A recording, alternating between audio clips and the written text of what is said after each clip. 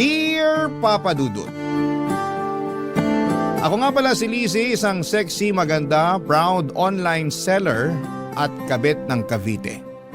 Ako po ay 35 years old at alam kong maraming magagalit sa inyo dahil sinabi ko pang proud akong kabit. Nung una, kinakahiya ko rin naman po ito. Pero nang tumagal ay nagawa ko ng tanggapin. Maintindihan niyo ako kapag umabot na kayo sa dulo ng aking kwento. Sa ngayon ay gusto ko lang munang ibahagi sa inyo ang kwento namin ng kaibigan kong si Rica. Mas bata siya sa akin ng 5 taon at tulad ko ay isa rin siyang proud kabit ng Cavite. Huwag niyo rin sana siyang husgahan. Tulad ko ay meron din siyang kwentong ibabahagi sa inyo. Tuwing Martes ay palagi kaming nagkikita ni Rica sa bahay ko para mapag-usapan namin ang update sa pagiging kabit namin. Wala naman kaming ibang kakampi dahil sa pagiging kabit namin. Kaming dalawa na lang ang pwedeng magkampihan at magkaunawaan sa sitwasyon namin. Tuwing Martes ay malaya naming napag-uusapan ang lahat ng tungkol sa pagiging kabit namin. Hindi namin hinuhusgahan ang isa't isa. Andun kami para yakapin ang pagkatao namin. Andun kami para makinig at hindi manumbat kung bakit namin nagagawa mga bagay-bagay dahil sa pagmamahal. Parte ng aming Martes ang pag-inom ng gin pomelo. Lagi na yung nakahanda. Dagdang pampalakas kasi yon sa loob sa amin para umamin sa mga nagagawa namin. Hindi naman kasi ganon kadaling aminin ang lahat, Papa Dudut. Kaya kailangan namin ng tulak ng gin pomelo. Ilang taon na namin ginagawa yon, ilang taon na rin kasi kaming kabit ng kaibigan ko.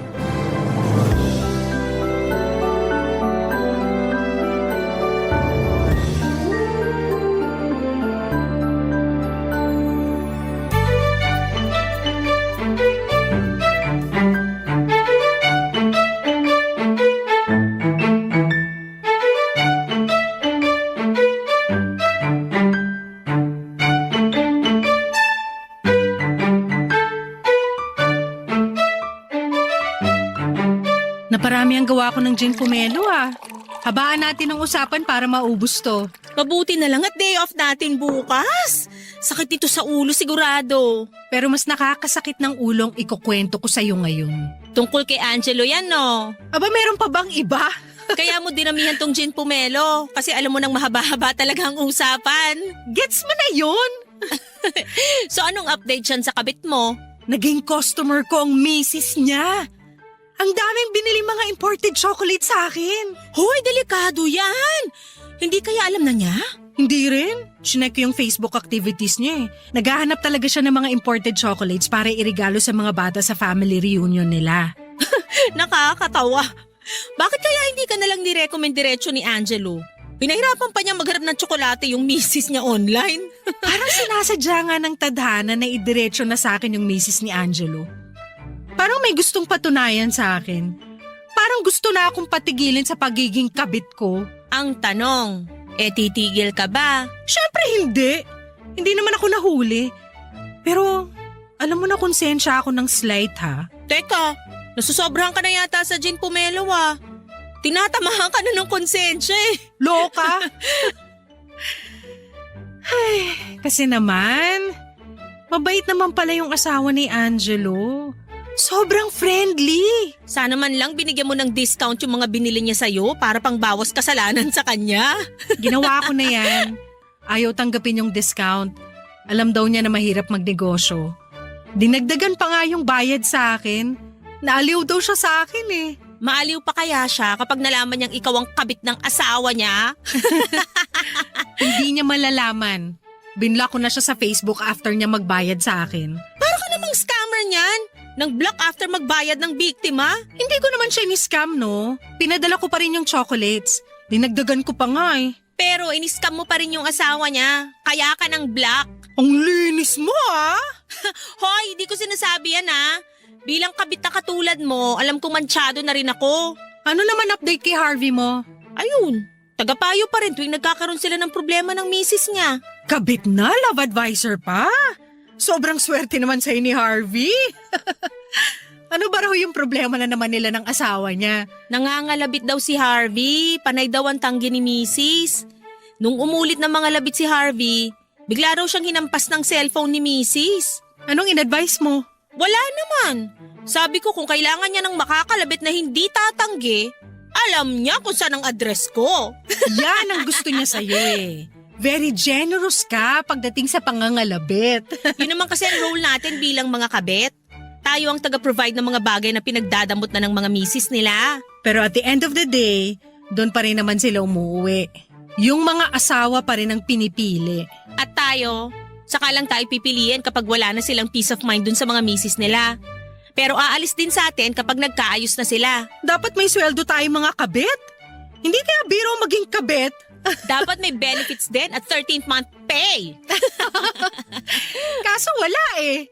Puro pagpapaasa lang at sama ng loob ang ibinibigay sa atin. Kahit hindi A15 at katapusan. Nag-cheers pa kaming muli sa iniinom naming gin pomelo. Pagtapos lang yon ng usapan namin at pagdadrama. Kapag umabot na kasi kami sa punto na naaawa na kami sa mga sarili namin bilang mga kabet ay saka namin yon ititigil sa pamamagitan ng pag-cheers. Pagkatapos noon ay may pag-uusapan na naman kaming iba. At kapag nararamdaman namin kulang pa at kailangan naming ituloy ang usapan tungkol sa mga kabit namin, saka kami magsasaling muli ng gin pomelo. At saka isa sa amin ang magbubukas ng topic sa mga kabit namin. Papadudot ganon ang naging cycle namin tuwing Martes. Sa loob ng ilang taon naming pagiging kabit papadudot, kasangga namin ni Rika ang isa't isa sa lahat ng bagay. Kami talaga ang magkakampi. Kami lang ang nagkakaintindihan. Nakilala ko at naging kaibigan si Rika noong nagtrabaho ako sa opisina nila. Nag-resign din naman ako dahil hindi ako yung tipo na gustong manatili sa loob ng opisina for more than 8 hours. Gusto ko ay hawak ko ang oras ko. Gusto ko ako ang boss ko. Kaya nag-resign ako at nagnegosyo na lamang. Maayos naman ang mga naging negosyo ko mula sa pagbebenta ng chocolates, beddings, mga class A na sapatos at bag. Isa rin akong agent para sa mga travel tours. Sideline ko rin ang pagbebenta ng insurance. Kontento naman ako sa tinatakbo ng career ko at nagpaka-busy ako sa mga trabaho ko para maiwasang isipin na isa lamang akong kabit. Kumbaga, escape ko ang trabaho ko sa realidad na isa akong kabit. Takas ko rin ang araw ng Martes kung saan ay nakakasama ko si Rika. Isang Martes ay may dinala at pinakilala sa akin si Rika, si Cherry. 25 years old katrabaho ni Rika at isa ring kabit, Papa Dudut.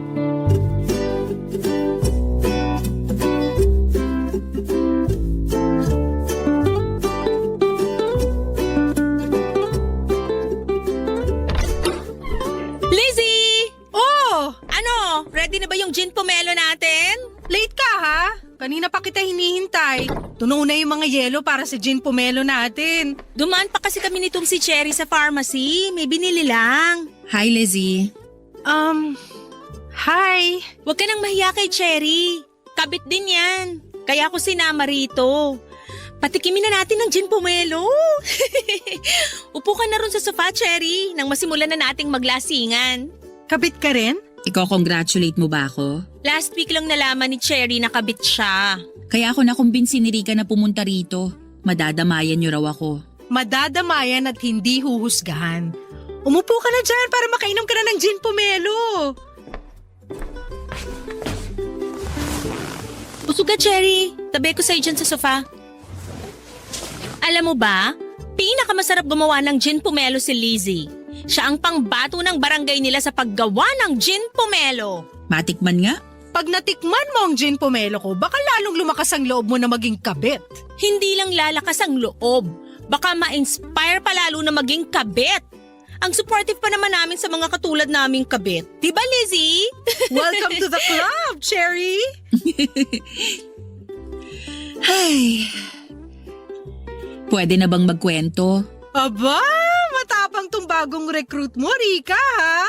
Hindi pa nakakainom ng gin pomelo, malakas na ang loob na magkwento. Kailangan ko kasi na masusumbungan. Magsumbong ka lang. Kaaway ng buong mundo mga kabet maliban sa aming dalawa ni Rika. Kakampi kami ng mga kabet. Tamang tao talaga ang mga nilapitan ko. Ikwento mo na, dali. Magsasalin lang ako ng gin pomelo. So ano bang kwento, Cherry? Akala ko siya na eh. Yan din ang linya namin dati. Typical na linya ng mga kabet na nabigla. Hindi ko naman alam na may asawa na pala siya. Gasgas na yung linyang yan. Ginamit na rin namin yan dati eh. Akala ko naman hindi niyo ako i-judge. Uy, hindi ka namin ginajudge ha. Nakaka-relate lang kami sa'yo.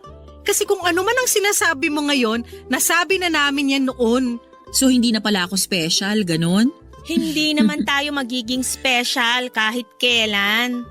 Pwede bang malaman ko anong pangalan ng kabit mo, Cherry? Saka ko nasasabihin, blind item muna siya ngayon. Nakilala ko siya sa isang group sa Facebook. Nag-offer ng tulong sa akin hanggang sa ma-fall ako sa kanya. Facebook? Hindi mo man lang in-stalk bago ka kinalig sa kanya? Inistalk ko. Wala naman ako nakita. Walang nakita? O may ayaw ka lang makita? Nasaan na ba yung gin pomelo na binibida nyo? Kanina pa natutuyo yung lalamunan ko. Hindi nyo naman ako sinasalinan. Oh, shot na! Nagets na namin si Cherry kung iniba na kaagad niya ang usapan papunta sa gin pomelo. Ganon din naman kami ni Rika. Kapag mabigat na ang nakakatakot na ang susunod naming sasabihin, si gin pomelo na doon na kami babanat. Hinayaan lang namin si Cherry papadudot at hindi na muna kami nagpakwento sa kanya. Pero para gumaan ang pakiramdam niya at hindi niya lalong sisihin ang sarili niya, nagkwento na lamang kami ng ibang experiences namin sa mga unang buwan na naging kabit kami. Magagaan lang na kwento para mapatawa namin siya kahit papaano. Natapos na nga ang mga kwento namin ni Rika. Pero hindi na tinuloy ni Cherry ang sa kanya. Nagsabi na lamang siya na babawi na lamang sa susunod na Martes. Doon na nga siya naging desidido na mapasama sa grupo namin ni Rika. Nagkwento na lamang si Cherry tungkol sa kinalakhan niyang pamilya. Napapaligiran pala siya ng mga kabit. Naging kabit din ang kanyang nanay, kabit din ang kanyang kapatid. Doon na namin siya naintindihan. Dahil maski kami, lumaki rin kami sa pamilyang hindi ikinakaila ang pagiging kabit. Siguro yun na ang naging normal para sa amin, kaya nadala namin yun hanggang sa pagtanda. Hindi namin nakitaan yun ng mali dahil doon kami nasanay. Mali man sa paningin ng iba pero nag-i-exist ang ganong isyo sa mga pamilya. Sa pagpapatuloy ng aming kwento, malalaman nyo ang iba't ibang naging dahilan namin kung bakit namin naisipang maging kabit at ipagpatuloy yon kahit alam naming may mali. At sana sa paglalahad namin maunawaan nyo kami at hindi husgahan. Tara, gin pomelo pa. Barangay Love Stories. Barangay Love Stories. Sa pagdaan pa ng mga araw papadudot ay naging parte na ng aming Martes si Cherry. Kasama na namin siya sa gin pomelo sessions namin. Walang palya na ang pagpunta ni Cherry sa bahay ko para makipag-inuman at makinig sa kwentuhan namin ni Rika dahil sa mga kabit namin. Pero matipid pa rin siya sa mga detalye sa pagiging kabit niya. Ayaw pa rin niyang magkwento sa amin tungkol sa kabit niya. Hindi naman namin siya pinipilit. Alam ko ang pakiramdam niya. Noong nagsisimula rin ako sa pagiging kabit ko ay ayaw ko ring magtiwala sa iba. Ayaw kong subukang maghanap ng mga taong uunawa kung bakit yon ang landas na pinili ko. Hanggang sa dumating si Rika sa buhay ko. Pinakita niya sa akin na kahit kabit ako ay hindi naman ako sobrang samang tao. Yon ang balak naming ipaunawa kay Cherry. Na kahit kabit siya ay merong makikinig at uunawa sa kanya. Hindi siya aawayin at hindi siya huhusgahan. Papakinggan siya at ipaparamdam sa kanya na tao lamang siya para malito at magkamali. Pinaramdam namin sa kanya na kailangan lang niya ng mga tamang tao na makakaintindi nun. At andun kami ni Rica para gawin yon. Siguro may ilang Martes din ang lumipas bago tuluyang nagtiwala sa amin si Cherry at nagulat nga kami noong bigla na lamang nag-reveal si Cherry sa kwento ng pagiging kabit niya. Hindi namin alam kung napasobra sa gin pomelo o napasobra lang ang lungkot ng kanyang puso. Kahit ano pa yon, pasalamat na lang at nagtiwala na siya sa amin sa wakas, Papa Dudut.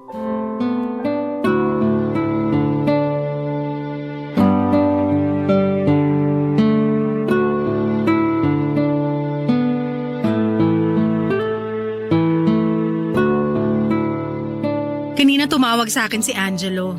Hindi ko sinagot. Wow! Pahabol ng ate mo? Ikaw na ba ang legal wife? Uy, kahit kabit ako, dapat rin akong hinahabol, no? Baka hinahabol ng panghuhusga. Lizzie, lumalaban na sa asaran tong si Cherry, oh. Oo nga eh. Akala mo hindi kabit? Sino bang kakampi mo ha, Cherry? Kami mga kabit o yung mga legal? Eh di syempre kayo. I mean, tayo. Kabit din pala ako. Sorry, ang bilis kong makalimot. Nasobrahan na naman yata ako sa gin pomelo. Sairin mo na kaya tong natitirang gin pomelo sa pitchel. Baka sakaling maitula ka na nito para magkwento. Huwag mong pilitin, Rica, kung hindi pa kaya. Ako na lang ang uubos ng natitirang gin pomelo. Marami pa akong ikukwento tungkol kay Angelo. Sige Rica, ibigay mo na lang kay Lizzie yung natitira. Di ko na kailangan yan para magkwento. Magkukwento ka na? Sa wakas!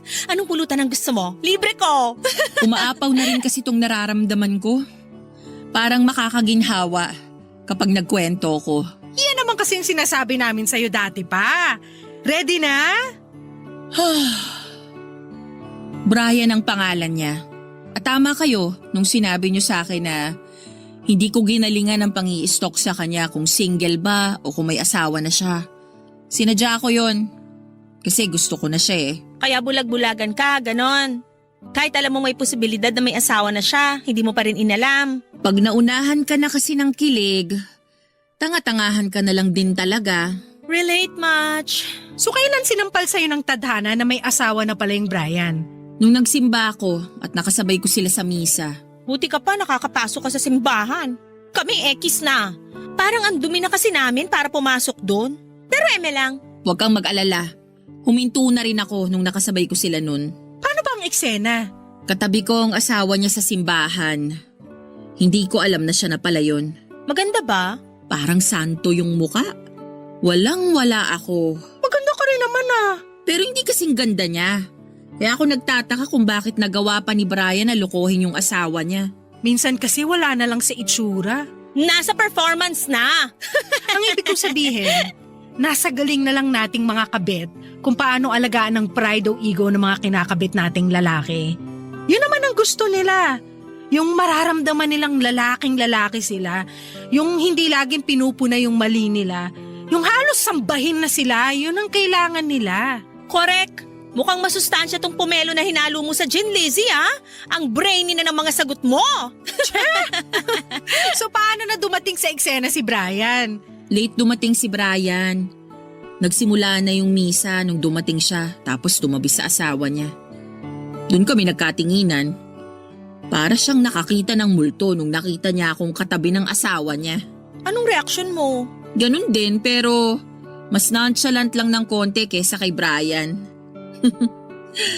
Ay, hindi ko makakalimutan nung nagsabi na kami ng peace be with you sa isa't isa. Halos hindi ko matignan ang asawa ni Brian. Ang ganda pa naman ng ngiti niya sa akin. Paano mo lulunukin yung peace be with you na inoffer sa'yo ng asawa niya? Eh ikaw yung nagbabadya na sumira sa kapayapaan nilang mag-asawa? Mika, kung payapaan ang pagsasama nilang mag-asawa, bakit pa gagawing kabit ni Brian tong si Cherry, di ba?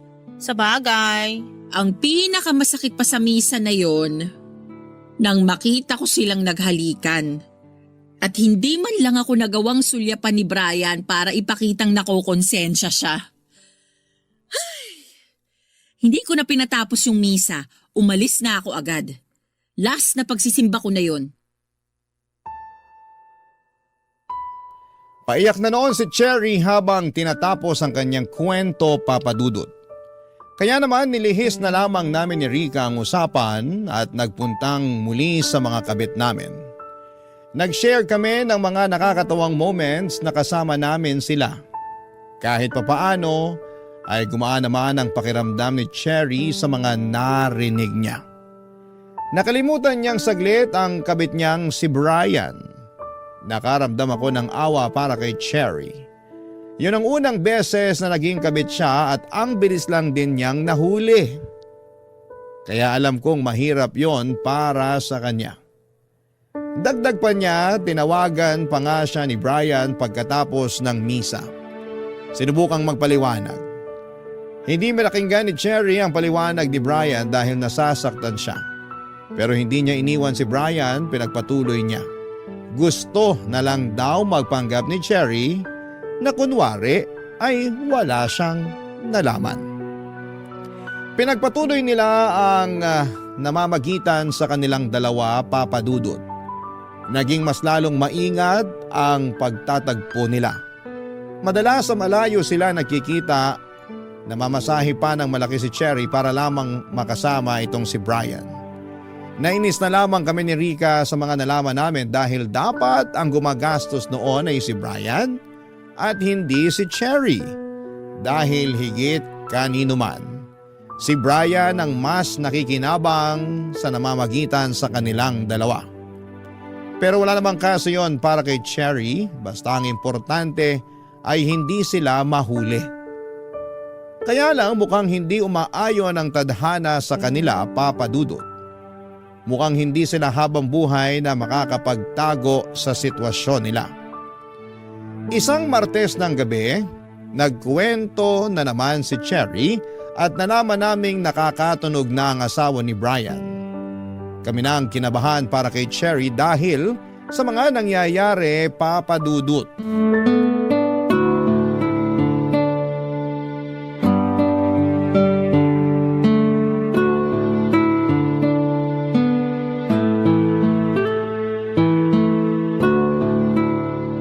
Mugto ang mga mata, Cherry Mukhang nagkatampuhan kayo ng Prince Charming mo Shut na! Hindi kami nagkatampuhan, pero malapit nang magkahulihan. Ha?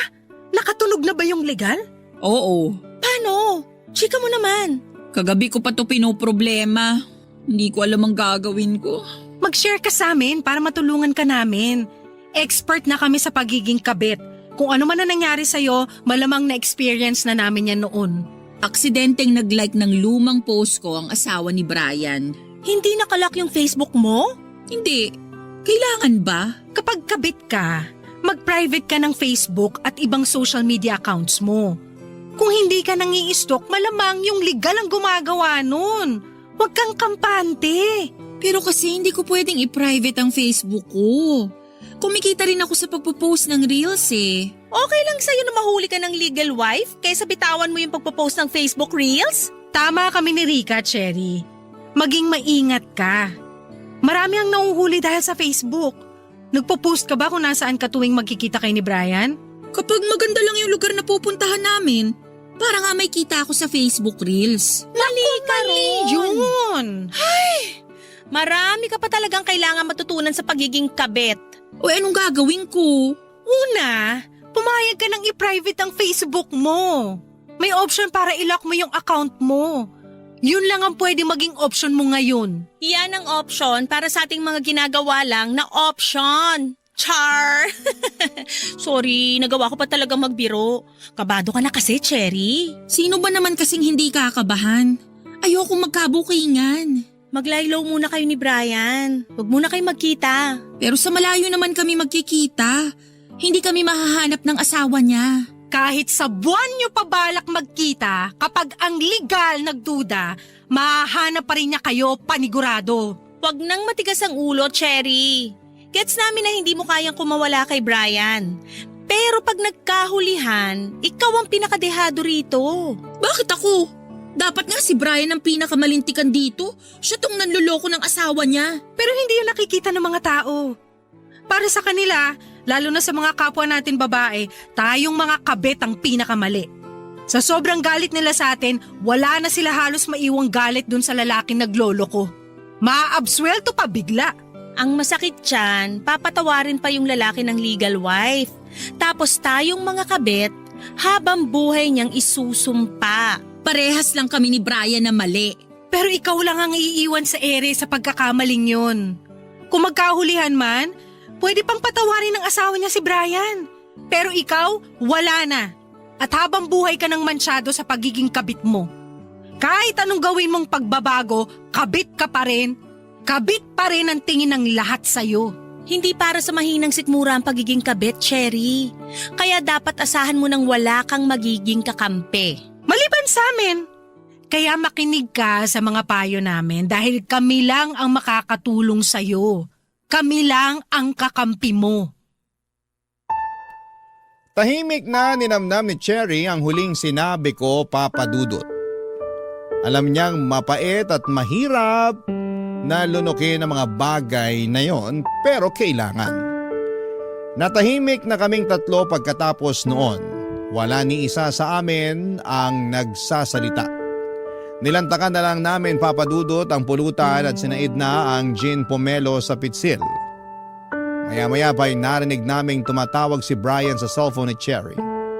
Pero hindi yon sinagot ni Cherry at natuwa kami ng palihim na nakita namin si Rika.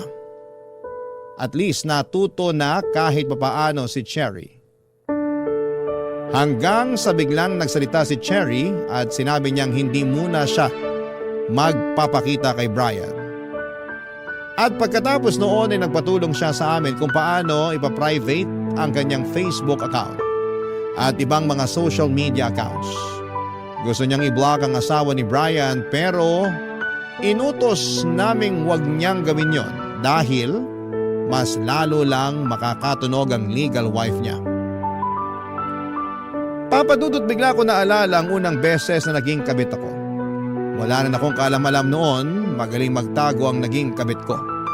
Gumamit pa nga siya ng ibang pangalan para hindi ko siya mahuli. Pinangakuan ako ng kasal kaya masyado akong nabulag at hindi ko nakita na paraan lamang pala niya yon para hindi ako maghinala sa kanya. Hanggang isang araw ay nakita ko silang mag-asawa nagyayakapan. Nakita rin niya ako pero hindi niya ako pinansin. Hindi na siya nagparamdam pa sa akin pagkatapos noon. Lalo na noong humingi pa ako ng eksplanasyon sa kung bakit niya nagawa yon sa akin. Blinak na niya ako sa lahat ng social media accounts niya at masyado niya akong ginalit. Papadudot yon ang naging dahilan ko para makaramdam ng galit sa lahat ng mga lalaki. Nagtuloy-tuloy pa rin ako sa pagiging kabit.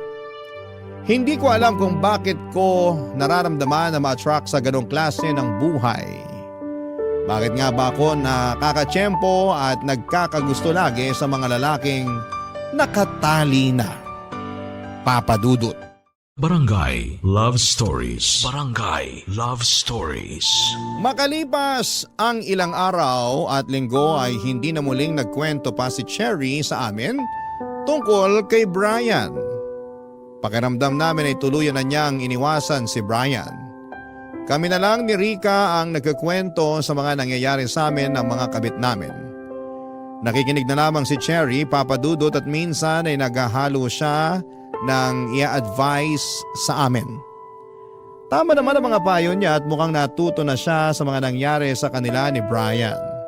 Mukhang siya pa nga itong naunang magbagong buhay kesa sa amin ni Rika. Pakiramdam namin ay graduate na siya sa pagiging number 2. Sana all na lang talaga ang nasabi namin ni Rika. Pero masaya naman kami para sa bunso naming recruit. At least, hindi siya nalubog sa pagiging kabit tulad namin ni Rika na ilang taon nang umaasang kami ang pipiliin ng mga kinakabit namin. Pero wala namang nangyayaring ganon. Ilusyon lang namin yon. Papadudot nagbalik sa normal ang lahat, payapa nang muli ang lahat. Wala nang nakakaramdam ng takot sa amin kung may legal wife bang nakakatunog na kinakabit namin ang mga asawa nila. Na-enjoy na namin ng todo ang Gin Pomelo sessions namin. Na-enjoy namin magkakasama ang araw ng Martes.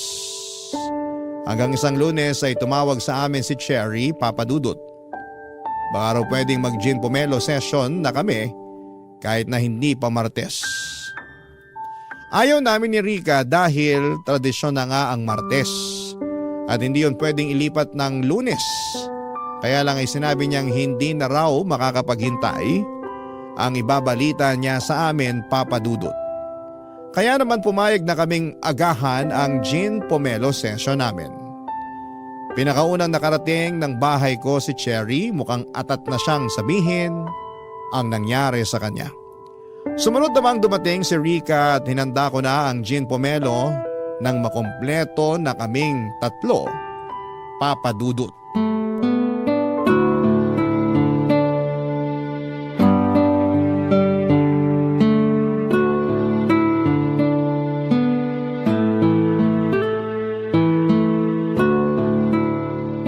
Ano bang ibabalita mo, Cherry? At hindi mo na mahintay na magmartes?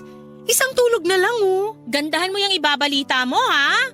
In-adjust namin yung Gin Pomelo session para sa'yo. Good news or bad news ba yan? Para alam ko kung dadagdagan ko ng gin yung inumin. Good news! Good news. Blooming ka eh. Ano muna ang skincare mo bago ka mag-splok ng balita mo? At kung na-order ba yan online para maihabol ko na sa mga ipapadeliver ko? Buntis ako! Ha? Hindi ko alam kung anong sasabihin. Congrats? Ano ba? Sabi ko nga sa inyo, good news to. Sinong ama? Siyempre si Brian. Meron pa bang iba?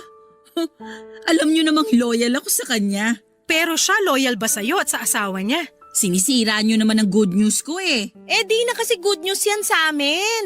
Hindi ka na makakainom ng Gin Pomelo. Kailangan ka naming ipagtimpla ng pomelo juice na plain. At mukhang hindi talaga good news yan dahil alam mong may asawa si Brian. Bakit hindi ka nag-ingat? Sinadya kong magpabuntis kay Brian. Bakit mo naman ginawa yun? Alam mo, mas mapapahama ka lang dyan sa ginawa mo. Pwede kang idemanda ng asawa ni Brian. Nandamay ka pa ng bata. Imbis na ikaw lang to nagtatago, pati yung walang kamuwang-muwang na nasa sinapupunan mo, madadamay pa. Sino bang nagsabi na itatago ko siya? Ilalantad mo yung pagbubuntis mo? Bakit kaya hindi ka nalang magkusang pumunta sa presinto para magpakulong? Walang ganyang ganap na mangyayari. Cherry, kabit ka! Hindi na ako magiging kabit. Kumalma kayo. Anong ibig mong sabihin? Ako na ang pinili ni Brian. Paano? Iiwan na niya yung asawa niya para sa'yo? Oo, at pinangakuan niya akong pakakasalan. At naniwala ka? Bakit naman hindi? Ramdam kong saya niya nung sinabi ko sa kanya na buntis na ako. Madali lang pekein ng saya. Lalo na sa mga manlolokong kagaya ni Brian. Hindi man luloko si Brian. Bulag-bulagan na naman, girl! Ginawa ka niyang kabit! May asawa siya! Hindi pa ba panloloko yun? Akala ko ba walang manghuhusga kapag may Gin Pomelo session? Sorry ka, Lunes ngayon kaya hindi counted to. I-judge ka namin lalo na at may sanggol ng involved. Ang gusto lang naman naming sabihin… Huwag na kayong magsalita kung i-judge nyo lang ako. Parehas lang naman kayong mga kabit, kaya huwag kayong magmalinis. Ang kinaibahan ko lang sa inyo, pinili ako at kayo, hindi. Parang nanapak ang huling sinabi ni Cherry, Papa Dudut. Pagkatapos noon ay nagmadali na siyang umalis at binalibag pa ang pinto ko. Pinagbigyan na lang namin dahil baka nga nadadala lamang siya ng emosyon. Lalo't kalat na ang hormones niya dala ng ipinagbubuntis nito. Natahimik na nga lang kami pareho ni Rica pagkatapos noon. Hindi na namin tinuloy ang pag-inom ng Gin Pomelo at nilagay na lamang namin yon sa ref at saka nagpainit na lamang ako ng kanin. Yung pulutan namin, inulam na lang namin, nagtagal pa saglit si Rica sa bahay. Hindi na namin pinag-usapan pang muli si Cherry at nanood kami ng pelikula at natsyempo para tungkol sa mga kabit ang napili namin. Alas 12 na ng hating gabi nang umalis si Rica sa bahay. Hanggang sa pag-uwi niya ay hindi na namin napag-usapan ang mga nangyari. Kinabukasan ay wala pa ring paramdam si Cherry sa amin, Papa Dudut. Alam naming sumama ang loob niya dahil hindi namin siya nagawang kampihan. Naiintindihan namin siya. Pero sana ay naiintindihan din niya ang punto namin. Sa pagsapit nga ng Martes, kahit kaming dalawa na lamang ni Rica ay tinuloy pa rin namin ang gin pomelo session namin. Kahit wala si Cherry ay ayos lang. Kami naman ni Rica ang nagsimula noon. Maagang pumunta si Rica, nagluto kami ng pulutan at nagkakatawanan pa kaming dalawa habang nagkikwento kami sa isa't isa ng mga update sa mga kabit namin. Pagkatapos naming magluto ng pulutan ay nagtungo na kami sa sala para magsimula ng uminom. Gumawa kami ng bagong gin pomelo at nilabas pa rin namin yung tinimpla ko noong Lunes na hindi namin nainom dahil naunahan ng pagdadrama ni Cherry. Pagkatapos noon, Papa Dudut ay nag-back to normal na kami ni Rica.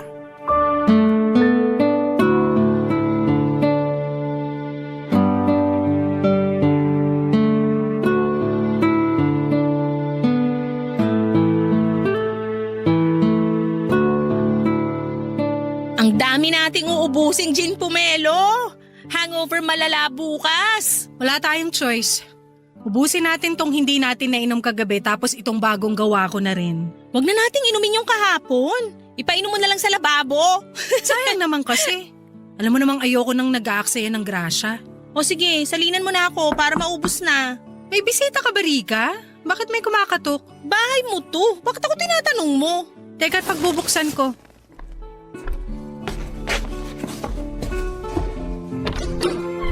Cherry! Welcome pa ba ako rito? Oo naman! Halika, pumasok ka! Andito si Rica. Kakasimula lang namin.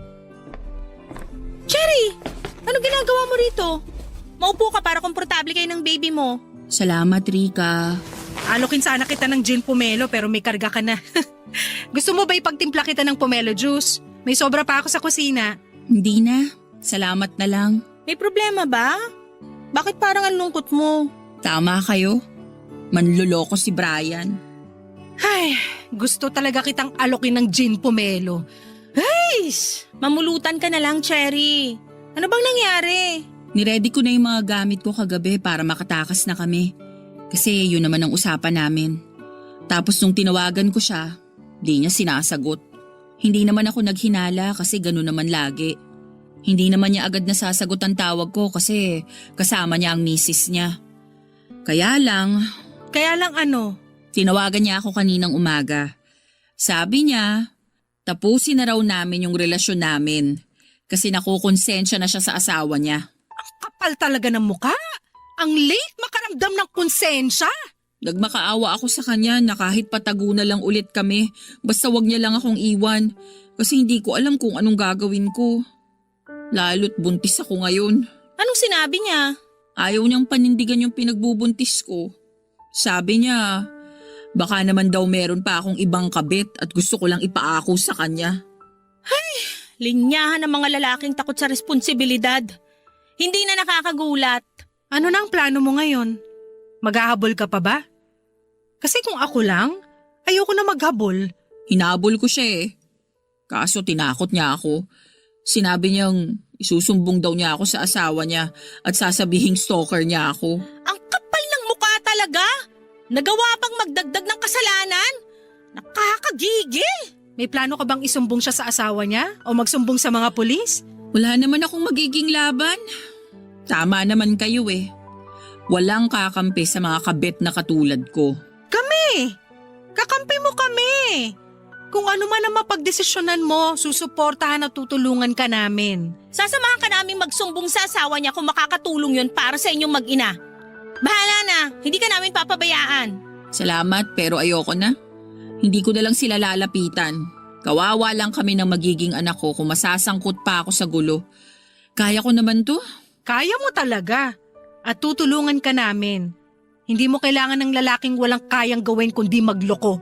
May karma rin sa kanya lalo't tinalikuran niyang pagiging ama niya. Magtitirik ako ng kandila bukas para mapaaga ang karma niyang lalaking yan. Leslie, Rika, Ano yon? Anong kailangan mo? pwede niyo ba akong ikuha ng mangga at alamang? Natatakam kasi ako eh. Kami pa magbabalat para sa'yo. Niyakap namin si Cherry, Papa Dudut. At doon na nga siya napaiyak. Kahit kami ay nadamay na rin. Oo, at mali naman talaga ang maging isang kabit. Pero sa mga pagkakataong yon ay kami na lang ang nagkakaintindihan. Pwede nila kaming husgahan. Sanay na po kami. Pero hindi namin huhusgahan ang isa't isa. Hinayaan muna namin si Cherry na ilabas lahat ng sama ng loob niya. Pagkatapos noon ay naghanap na kami ng mangga para sa kanya. Kung saan-saan kami umabot para lamang makahanap ng mangga sa ganong oras.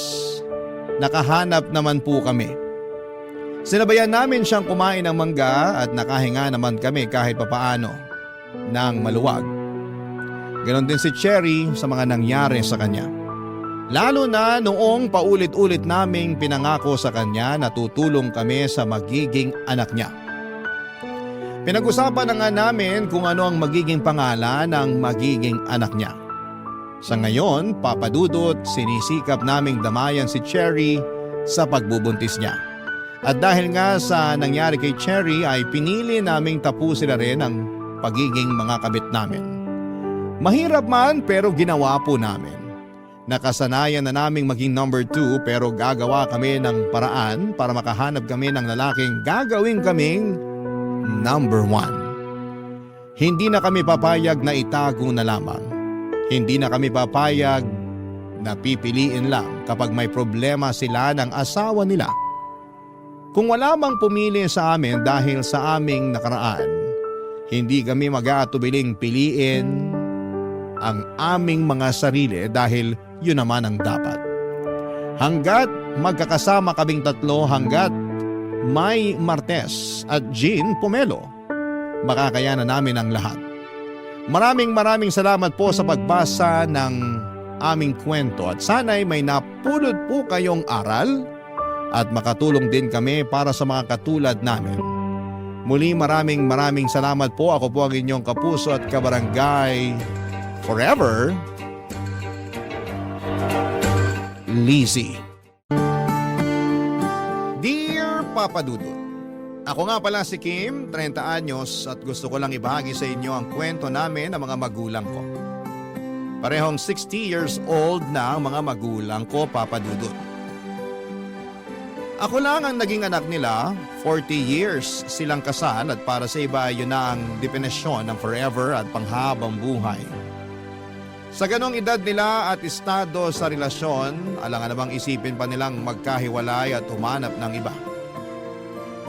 Pero nagkamali ako, Papa Dudut. Posible pala yun. Isang araw ay may nahuli ako. Nahuli ko ang nanay kong may kabit. Ang masaklap pa rito, kinabit niya ang ninong June ko.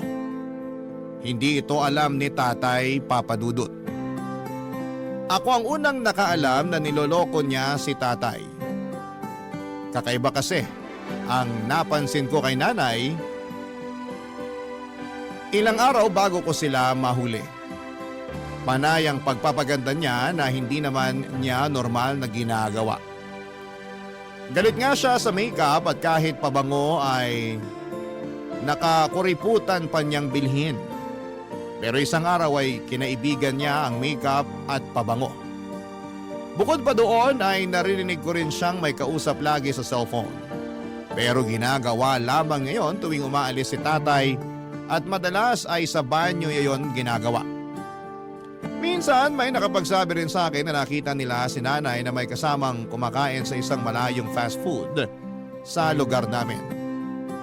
Hindi ako naniwala noong una pero noong minsang napatambay ako sa fast food na yon, doon ko nakumpirmang kabit nga niya si Ninong June Nakita ko silang naglalambingan at panay ang tingin sa paligid sa takot na baka may makahuli sa kanila, Papa Dudut. Mabuti na lamang at magaling akong magtago. Hindi nila ako nakita at galit na galit ako noon habang naglalandian sila. Hindi ko mapigilang makaramdam ng awa kay tatay. Kaya naman pag-uwi ko ng bahay, nakapagplano na ako ng gagawin, Papa Dudut.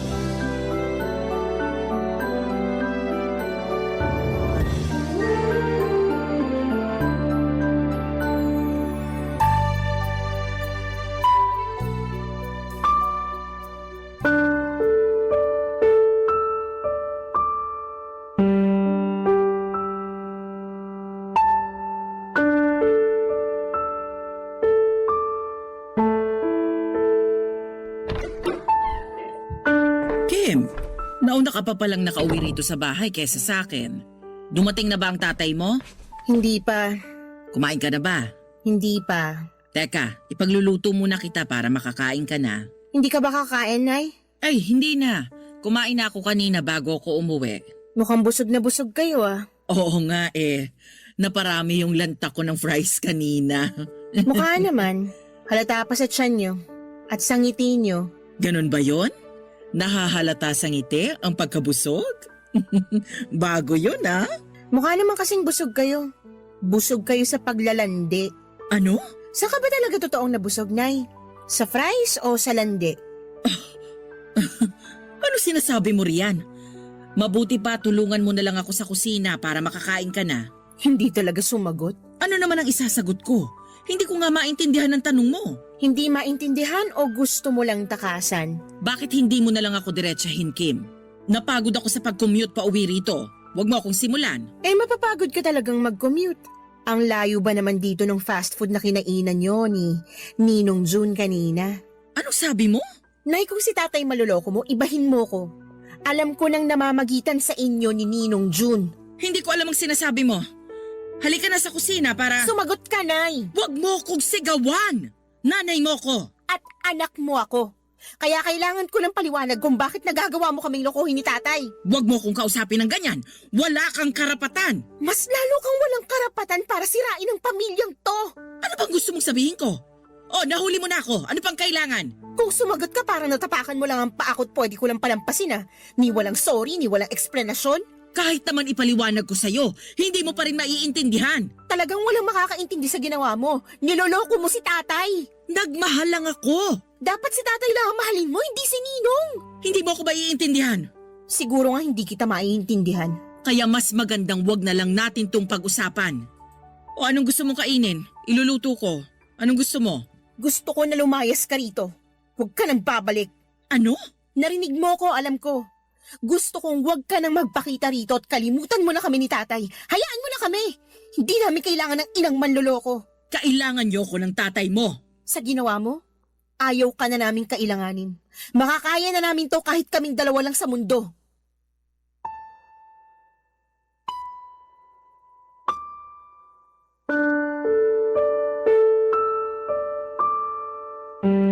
Papa Dudut, hindi makapaniwala si nanay sa mga sinabi ko. Akala niya ata ay nadadala lamang ako ng emosyon. Akala niya hindi seryoso ang pagpapalayas ko sa kanya. Nagtungo pa siya sa kusina para ipagluto ako at habang ginagawa niya yon, iniimpake ko na ang mga damit niya. Pagkatapos niyang magluto ay nilagay ko na sa harapan niya ang mga bag ng damit niya. Nagulat siya. At doon niya na lamang seryoso ako, Papa Dudut. Ayaw niyang umalis, sinabi niyang bahay niya rin yon at nanay ko siya. Pero tinakot ko siya. Oras na hindi pa siya umalis ay sasabihin ko kay tatay ang panloloko niya. At tutulungan ko pa si tatay para idemanda siya. Doon na nga siya natakot, Papa Dudut. Doon siya pumayag na umalis bago siya tuluyang lumabas ng pintuan. Napag-usapan namin na papalabasin lang muna namin pansamantala na magbabakasyon si nanay sa probinsya. At bahala na akong gumawa ng dahilan kay tatay kapag napansin nitong hindi pa bumabalik si nanay. Pagkaalis ni nanay ay siya namang pagdating ni tatay. Napakasakit na makita ang nakangiting mukha ni tatay at walang kaalam-alam sa mga nangyayari. May dala pala itong fries na pasalubong para kay nanay dahil alam niyang paborito niya yon. Sabay na kaming kumain ng niluto ni nanay. Doon ko na rin sinabi kay tatay na nagbakasyon muna si nanay sa probinsya. Nagulat si tatay na hindi man lang nagpaalam si nanay sa kanya. Gumawa na lamang ko ng dahilan para magmukhang tama ang dahilan ni nanay sa biglang bakasyon. Makalipas nga ang ilang linggo, nag-alala si tatay dahil hindi pa rin nagpaparamdam kahit sa text si nanay. Hindi pa rin ako nakaisip ng dahilan para ipaliwanag kay tatay kung bakit hindi na babalik si nanay. Hindi ko talaga pwedeng sabihin kay tatay na niloko siya ni nanay dahil ayokong masaktan ng matindi si tatay. Lumabas lamang ako saglit ng bahay namin noon para makaiwas sa mga tanong ni tatay tungkol kay nanay. At pagbalik ko, laking gulat ko nang makita si nanay sa bahay at nagtatawanan pa sila ni Tatay Papa Dudut.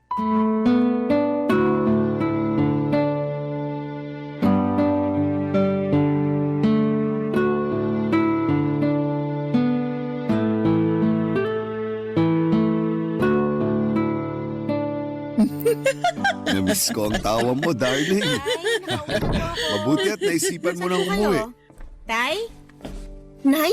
Kim, andyan ka na pala. Sakto ang uwi mo. Kakarating lang kanina ng nanay mo. May pasalubong pa sa atin na fries at chicharon. Halika, sumabay ka sa amin na kumain ito. Hindi namin to mauubos. Anong ginagawa niyo rito, Nay? Umuwi na. Namiss ko ang tatay mo eh. At namiss din kita. Panay nga ang pangungulit ko rito kay Kim eh. Sabi ko, puntahan ka na namin sa probinsya para iuwi ka na rito. Kasi naman, hindi talaga ako sanay na wala ka. Lalo sa gabi, hindi ako makatulog kapag walang kumakamot ng likuran ko. Hindi mo pa sinasagot ang tanong ko, Nay. Bakit ka nandito? Bakit ka umuwi? Bakit naman ganyan ka makipag-usap sa nanay mo, Kim? Hindi ka ba masaya na umuwi na siya? Nay, sumagot ka bago ibang maisagot ko kay tatay. Ano bang nangyayari? Naguguluhan ako. Nay, sagot! Malungkot sa probinsya. Wala kayo ron ng tatay mo, hindi ako sanay. Hindi yan ang sagot na kailangan ko. Ano ka ba naman, Kim? Namiss tayo ng nanay mo. Ano pa bang sagot ang kailangan mo? Alam ni nanay kung anong sagot ang kailangan ko. Hindi ako sanay sa buhay probinsya. Alam nyo namang mag-ama yan. Walang mabilhan ng fries doon. Dito sa Manila, kaliwat kanan ang nagbebenta kahit anong oras pa. Ngayong nakabalik ka na, sisiguraduhin kong mabubusog ka sa fries. Kahit anong flavor, bibilin ko para sa'yo. Basta, gabi-gabi mong kakamutin ang likod ko, ha? Oo naman. Papahabain ko lalo tong kuko ko para masarap ang pagkamot. May relasyon sina nanay at ninong Juntay. Nahuli ko silang naglalandian sa isang fast food, nagsusubuan pa ng fries. Ano? Kim! Binibigyan kita ng tsansa para hindi malaman ni tatay ang totoo. Pero hindi ka sumunod sa usapan. Darling, totoo ba ang sinasabi ni Kim? Magpapaliwanag ako. Sige! Mabuting at maipaliwanag mo sa amin ni tatay kung paano mo kami nagawang lokohin. Darling, nadala lang ako ng emosyon. Nung naging busy ka sa trabaho mo, si June ang tumutulong sa akin. Sinasamahan niya ako palagi, lalo kapag wala kayo pareho ni Kim. Kasalanan namin? Hindi ko sinasabing kasalanan niyo. Ang sinasabi ko lang, nalungkot ako. Nalungkot ka? Bakit hindi ka lumapit sa akin para napasaya kita? Bakit sa kumpare ko pa? Mali ko yun, pero tapos na. Nung nahuli kami ni Kim, itinigil ko na yung namamagitan sa amin ni June. Kaya nga bumalik na ako dito matapos akong paalisin ni Kim. Kasi hindi ko pala kaya na wala kayo. Ikaw ang mahal ko, darling. Ikaw lang. Kung ano man yung nararamdaman ko para kay June, dala lang yun ng lungkot. Dala lang yun ng pag-iisa. Pero natauhan na ako. Mahal kita, darling. Mahal din kita, darling. Naipasok mo na ba lahat ng damit mo sa cabinet natin? Hindi pa naman. Mabuti naman. Pakikuha mo na ulit ang mga bag mo at umalis ka na ulit.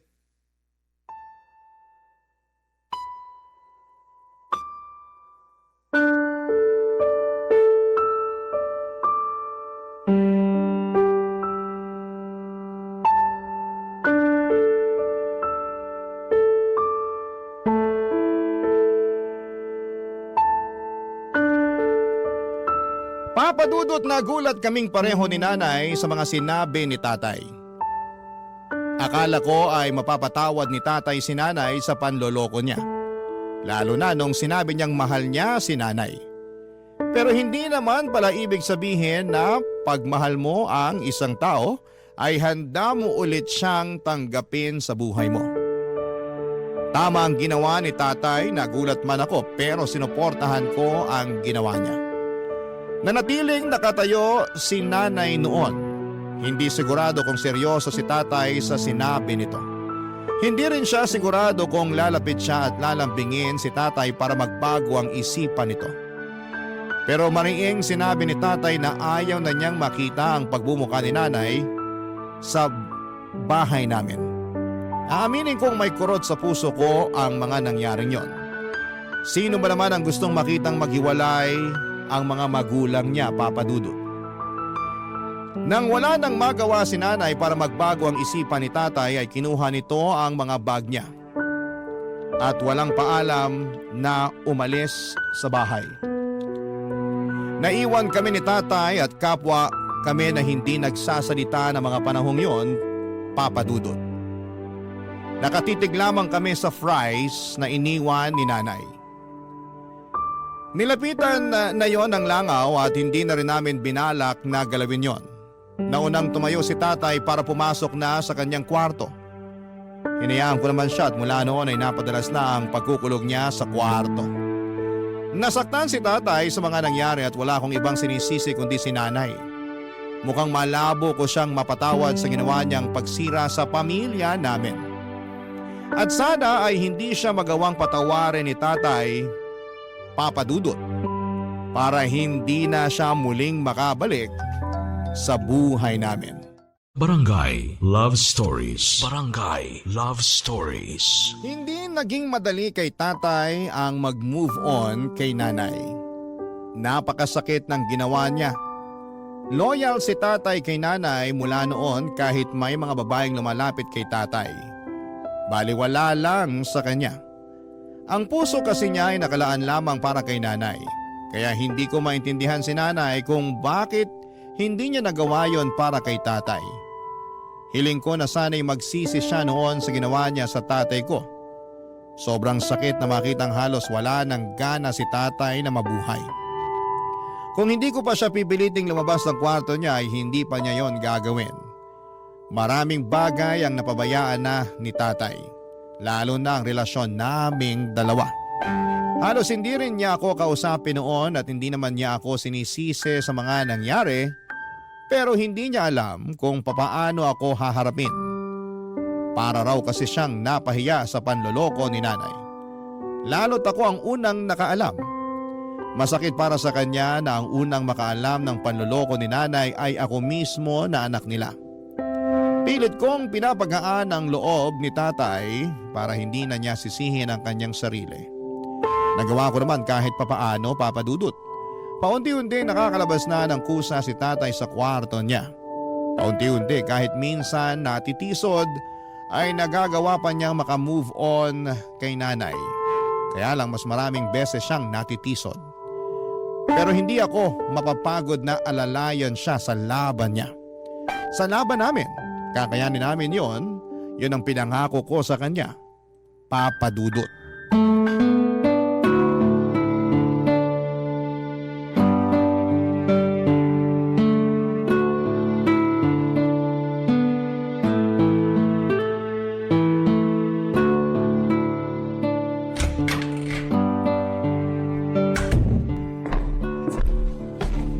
Kim? Tay, mabuti naman lumabas na kayo ng kwarto nyo. Gutom na po ba kayo? Ano bang ulam? Nagluto ako ng adobo. Nilagyan ko ng maraming itlog pugo kasi paborito nyo yan, di ba? Salamat anak. Ipaghahanda ko na po ba kayo? Mamayang konti. Gusto ko lang maupo muna at makaharap ka. Maupo na po kayo. Gusto nyo ba ng maiinom? Hindi na anak. Upo lang talaga ako. Sabihin nyo lang po kung may kailangan kayo Salamat ulit anak ha. Sa lahat-lahat. Aba, parang lumabas lang yata kayo ng kwarto para mag-practice ng mala-teleserye yung pagdadrama. Hindi na rin naman magandang nakakulong sa kwarto. Parang mas malungkot pa nga ron eh. Andun halos lahat ang alaala ng nanay mo. Di ba wala naman na pong gamit si nanay doon? O may natira pa? Hayaan niyo, mamaya habang kumakain kayo liligpitin ko na para maipadala na agad sa kanya. Wala naman na atas ang natirang gamit.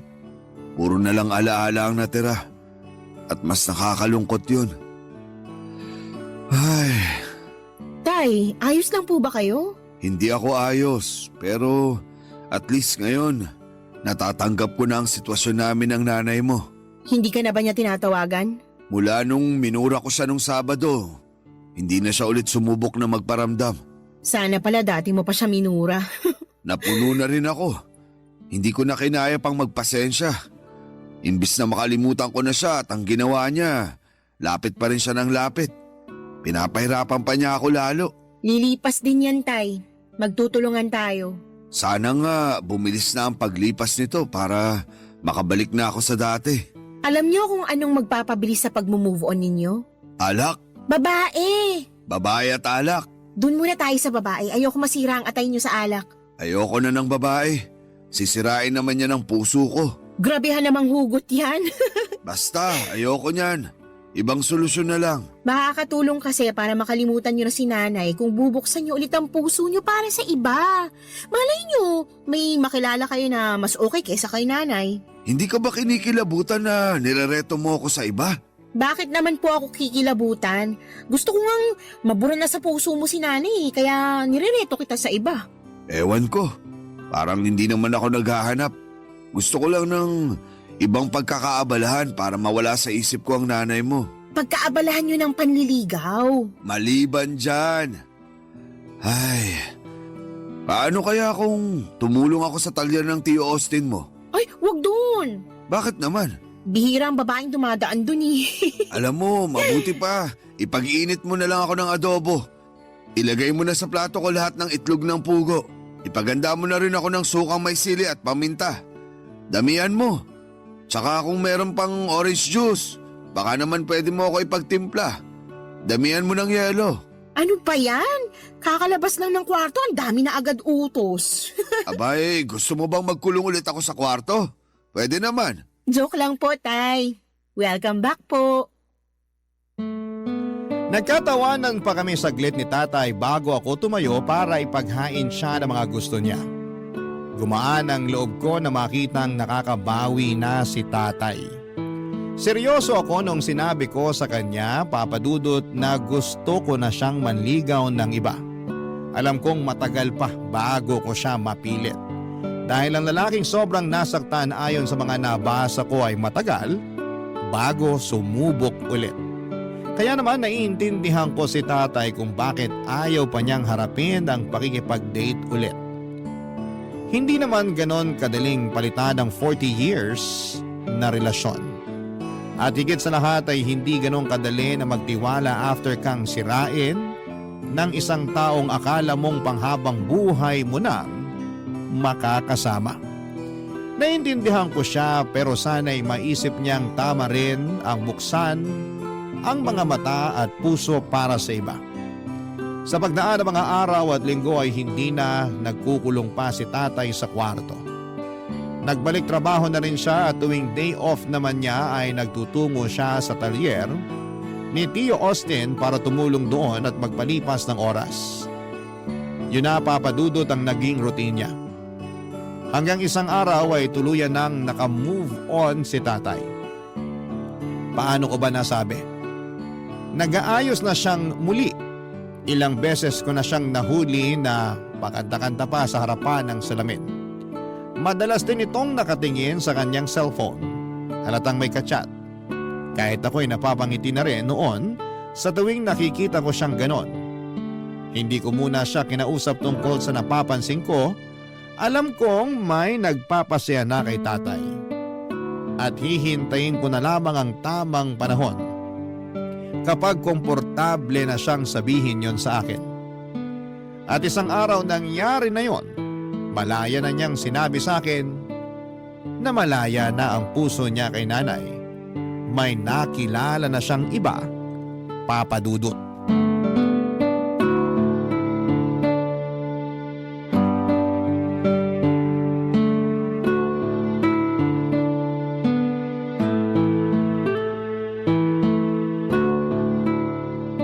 Bihis na bihis Saan ang audition mo, Tay?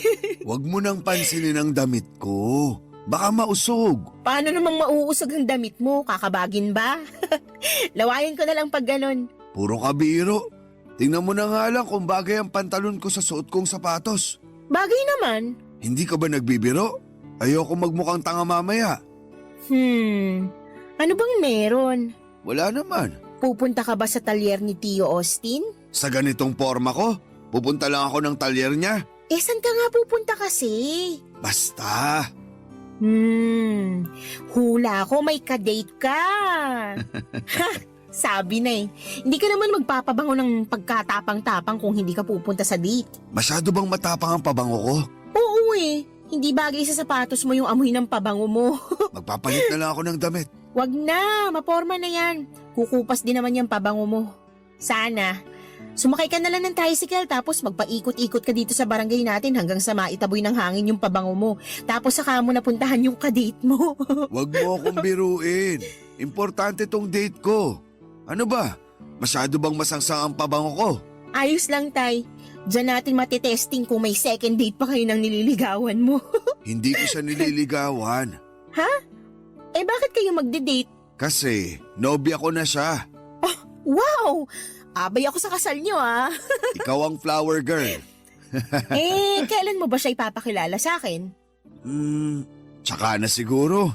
Kapag kaya mo nang kontrolin yung matabil mong dila. Magpa-practice ako mamaya. Magdamag. Mukhang aabutin ka ng 1 taong practice. Wala akong tiwala na magagawa mong pakalmayin yung dila mo sa loob lang ng 1 araw. Ouch ha? Walang tiwala sa unika-iha mo? Kaya ko to. Lalo may goal ako na makilalang bagong stepmother ko. Mag-usap na lang tayo mamaya. Malilate na ako. Huwag mo na akong hintayin mamaya ha? At magagabihan ako ng uwi. May curfew ha? Hanggang 10 p.m. ka lang. Mag-update ka kundi hindi ka na makakalabas sa susunod. Yan ba ang kayang mag-practice na wag maging matabil ang dila? Wala pang 1 oras. Bagsak ka na. Kahit bukas ka na umuwi, Tay. Basta mag-e-enjoy ka. Salamat, Kim. Sana mapakilala mo na siya sa akin Kailangan ko siya makilatis. Huwag nang kilatisin. Maayos siyang tao. Maniwala ka sa akin. Kung ganyan, gusto ko lang siyang makita. Kailangan ko makilala ang babaeng nagpasaya muli sa paborito kong tatay.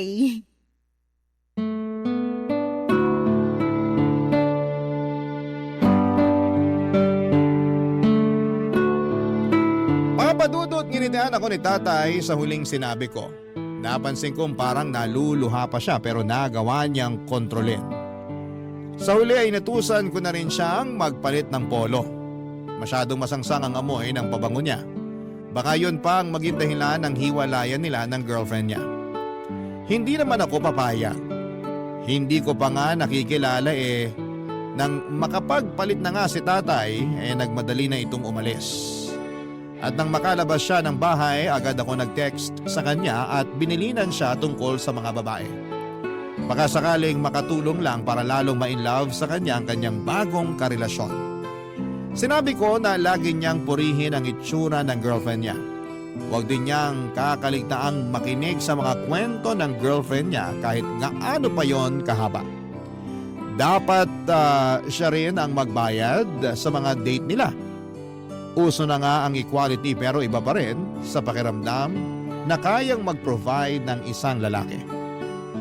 Makalipas ang ilang araw dahil sa kakakulit ko kay tatay, ipinakilala na niya sa wakas ang bagong nagpapasaya sa kanya, si Tita Len. Mas bata lang si tatay sa kanya ng 5 taon. Mahiyain at mabait si Tita Len, malayo ang ugali nito kay nanay. Maayos naman siya sa amin at nakita kong nagpapasaya talaga si Tita Len sa buhay ni tatay. Doon ko na-realize na may kirot ng kaunti na makitang hindi na kami buong pamilya. Doon lang nag-sink in sa akin na nasa panibagong yugto na kami ng mga buhay namin, papadudot. Pero higit sa kirot, mas dama ko ang saya dahil sa wakas ay nakapag-move on na kaming pareho ni tatay kay nanay at sa mga ginawa nito sa amin. Yun ang simula namin at sana'y magtuloy-tuloy na sa tulong ni Tita Len. Barangay Love Stories. Barangay Love Stories. Nagtuloy-tuloy ang pagiging masiyahin ni tatay mula nang naging sila ni Tita Len. Hindi na nga ito halos sumuuwi noon ng bahay Papa Dudut. Mas madalas na itong nag-i-stay sa bahay ni Tita Len. Sabi naman kasi ni tatay mas malapit sa trabaho niya ang bahay ni Tita Len, kaya doon siya madalas. Hindi lang kasi namin na nag-i-enjoy niyang makasama ang bago niyang GF. Hindi ko na lang kinontra. Hinayaan ko na lamang siya at umuwi lamang siya noon para maglambing sa akin para malabhan ko ang mga damit niya. Wala namang problema yon sa akin. Malit na bagay lamang yon. Gusto ko lang talagang makitang masaya siya at nangyayari na nga. Parang kailan lang ay halos hindi siya mapalabas sa kwarto. Tapos isang araw ay lagi na lamang itong nasa labas ng bahay para kitain ang GF niya. Isang araw hinintay ko ang pagbabalik ni tatay. Gusto ko siyang kausapin tungkol sa bala kong setup namin. Nami-miss ko rin kasi siya na makasama. Halos isang beses na nga lang sa isang linggo kung umuwi siya at para pa yon sa paghahatid niya ng labada. Muli ay wala akong reklamo sa mga labada niya, masaya ako para sa kanya. Kaya lang ay gusto ko silang makasamang dalawa ni Tita Len sa bahay palagi. Kaya gusto ko na ayain na niya si Tita Len na tumira sa bahay namin para naman may panahon pa ako para makilala ang GF ni tatay. Sa text ko lang kasi madalas nakakausap si Tita Len at parang nabibitin ako doon. Gusto kong makilala pa siya at para mas makilala siya, gusto ko na siyang makasama sa iisang bubong kasama si tatay Papa Dudut.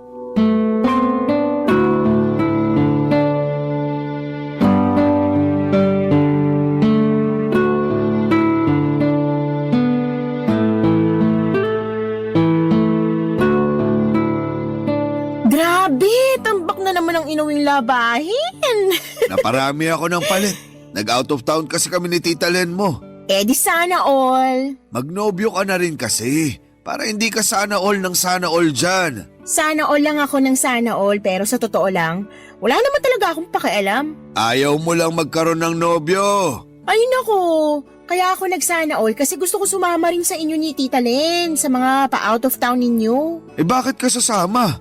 Istorbo ka pa sa lambingan naming dalawa. Eh kung ayaw nyo ako isama sa out of town nyo, edi dito na lang kayo tumira sa bahay. Ang ayos naman ng segue mo, anak. Ang tagal ko na kasing gustong sabihin sa inyo to, Tay. Kaya lang, hindi ko naman kayo matsyempohan. Lagi kayong wala dito sa bahay. Pasensya ka na talaga kung paminsan-minsan na lang ang uwi ko rito. Ang Tita Len mo kasi, gusto lagi akong kasama. At gusto ko rin sana kayong makasama. Kaya sana, kung pwede, para ayos ang lahat, magsama-sama na lang tayo dito sa bahay. Parang alanganin, anak. Oh, bakit naman alanganin, Tay? Saan mo ba gustong tumira? Sa bahay ni Tita Len? Ayaw mo na ba rito sa bahay natin? Ang ibig kong sabihin, parang alanganin pa ako na magsama kaming dalawa sa iisang bubong. Ah, bakit naman alanganin? Eh halos araw-araw na nga kayo magkasama. Hindi pa ba masasabing nagli-live-in na kayo? Ayoko lang sigurong matawag na ganun. Tsaka nagsisimula pa lang naman kaming dalawa. Normal lang naman siguro yung halos araw-araw ako ron. Pag naglaon, baka manawa rin ako at umuwi na rito palagi. Tay, 60 years old ka na, hindi na kayo mga teenager. Walang masama kung magsasama na kayo. Mas advisable pa nga eh. Ewan ko, tsaka na natin pag-usapan. Hindi ako komportable. Parang alam ko na kung bakit. Ano na naman ba ang ibibintang mo? Dahil ba kay nanay? Bakit naman naisingit mo pa ang nanay mo sa usapan? Baka lang kasi kaya ka naiilang na dalhin dito si Tita Len dahil minsan naging bahay to ni nanay. Baka. Pero Tay, isang taon na rin namang wala si nanay dito. Naitaboy na siguro natin lahat ng mga alaala niya rito, no? Wala nang bahid si nanay dito. Kaya iuwi mo na si Tita Len. May blessing kayo sa akin. Susubukan ko siyang kausapin.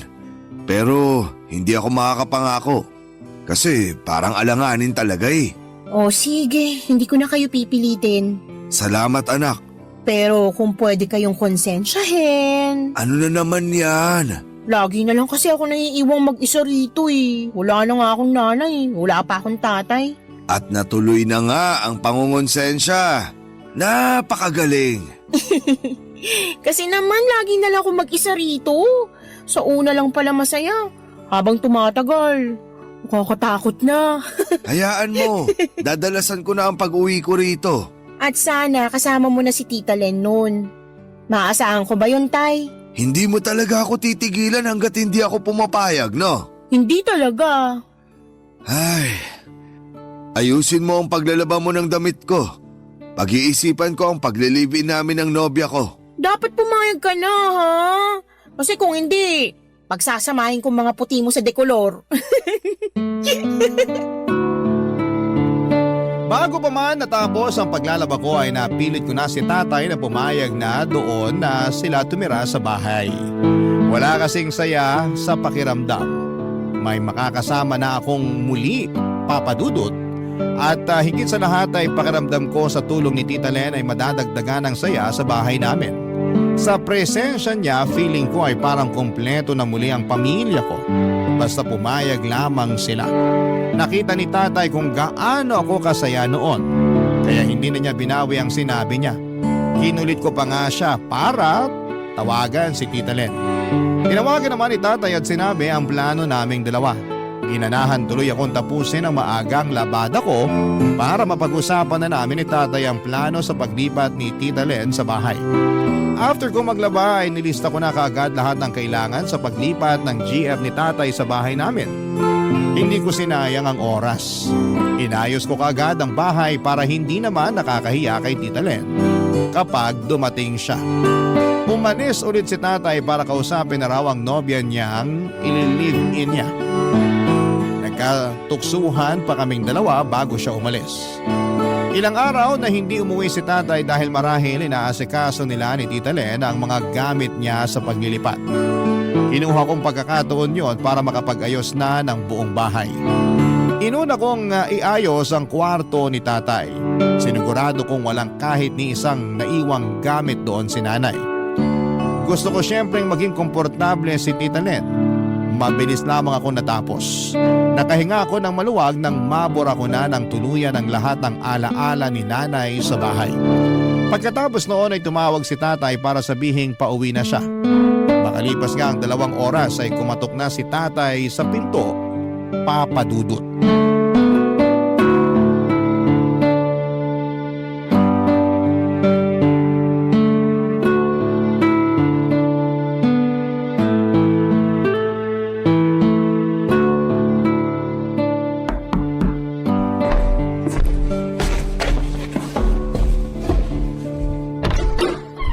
Welcome home, Tay! Asa nang yung pinakamamahal na nobya, ha? Magkaiba kami ng sinakyang taxi. Hindi kasi nagkasya yung mga gamit niya sa isang taxi. Magkasunod lang kami halos. Pakitulungan mo naman ako rito sa ibang gamit. Sige po, pumasok na po kayo. Ang linis ng bahay ah. Siyempre! Hindi naman pwedeng marumi ang madadatnan ni Tita Len, nakakahiya. Tsaka pati kwarto nyo, nilinis ko na rin. Hindi mo na sana pinakialaman yun. Kaya ko namang linisin yun. Sinipag ako eh. Tsaka para masiguro ko na rin na walang kahit isang gamit ni nanay na naiwan doon. Wala na ba? Bukod sa 2 bra at isang sando, wala naman na.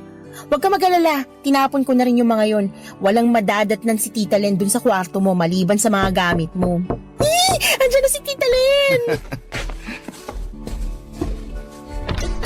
Hello, Tita Len! Nay? Anong ginagawa mo rito? Kumusta anak? Umalis na kayo. Anak, mag-usap tayo. Wala tayong dapat pag-usapan, Nay. Tapos na kayo sa buhay namin. Tsaka, parating ng girlfriend ni tatay. Kaya please, umalis na kayo para hindi na kayo magkaabutang 2. Kim, Anak, kailangan nating mag-usap. Tay, pinapaalis ko lang si nanay bago siya maabutan ni Tita Len dito. Hindi mo kailangang paalisin ang nanay mo dahil walang Tita Len na darating. Anong ibig niyo sabihin? Papasukin mo na muna ang nanay mo. Hindi pwede! Kahit hindi pa dumating ngayon si Tita Len, hindi pa rin pwedeng pumasok si nanay dito. Anak, makinig ka naman. Hindi, Tay. Hindi pwedeng susulpot lang ulit dito si nanay para guluhin tayo. Hindi siya basta-bastang sumulpot, anak. Anong ibig niyo sabihin? Nagkabalikan na kami ng tatay mo. Yun ang ibig niyang sabihin. Tay? Ay, tama ang sinabi ng nanay mo, anak. Hindi ko maintindihan. Paano si Tita Len? Alam niya ba to? Alam niya dahil kasabwat namin siya. Mas lalo niyong pinagulong usapan eh. Hindi ko kayo maintindihan. Anak, alam ko ayaw mong makinig sa akin. Talaga? Pero kailangan. Nagkaayos na kami ng tatay mo. Ilang buwan na ang nakakaraan. At niloko niyo si Tita Len? Hindi namin siya niloko. Kasabwat namin siya. So, ako lang palang naloko? Hindi ka namin niloko, anak. Anong tawag niyo rito? Hindi lang kasi talaga namin kayang sabihin sa'yo na nagkabalikan na kami noon pa ng nanay mo. Ramdam ko pa kasi ang galit mo sa kanya noon. At mas lumala pa ang galit ko ngayon dahil sa ginawa niyo. Hindi namin sinasadyang galitin ka at saktan ka, anak. Kaya lang, nagmamahalan talaga kami ng tatay mo. Kaya habang alam namin na hindi ka pa handa sa akin, nakipag-usap ako sa kaibigan kong si Len na kung pwede magpanggap muna siyang karelasyon ng tatay mo. Habang hindi pa kami nakakaisip ng paraan para mapaamo ka. At saan niyo nakuha ang idea na mapapaamo niyo ako sa pagpapanggap at pagsisinungaling niyo? Nag-iisip ba talaga kayo? Patawarin mo kami, anak. Pero sa ayaw at sa gusto mo, magsasama ulit kami rito ng nanay mo. Hindi na kami magkakahiwalay. Kahit ano pang sabihin mo. Patawarin mo na lang kami para matapos na to. Darling, pumasok ka na.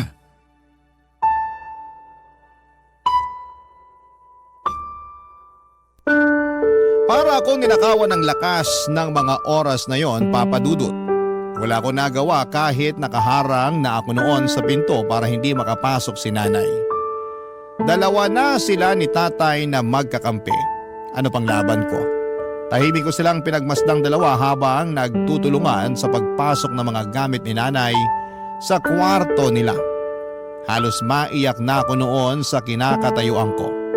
Pero pinili kong tapangan ang loob ko. Ayokong makita nilang natalo nila ako.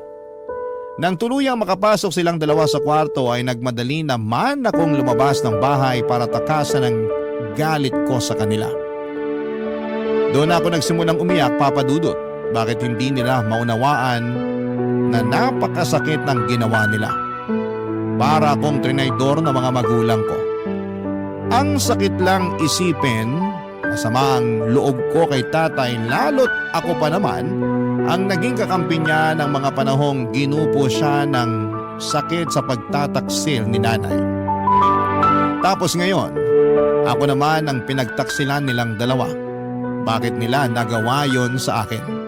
Hindi ko maintindihan at hindi ko kayang tanggapin. Sa ngayon ay wala na akong nagawa nang bumalik si nanay sa bahay. Hindi ko sila pinapansing dalawa. Madalas akong wala sa bahay at hindi naman nila ako hinahanap. Mas lalong sumama ang loob ko sa kanila at hindi ko alam ang gagawin ko. Hirap akong magpatawad lalo't dalawa na silang nakagawa ng mali sa akin.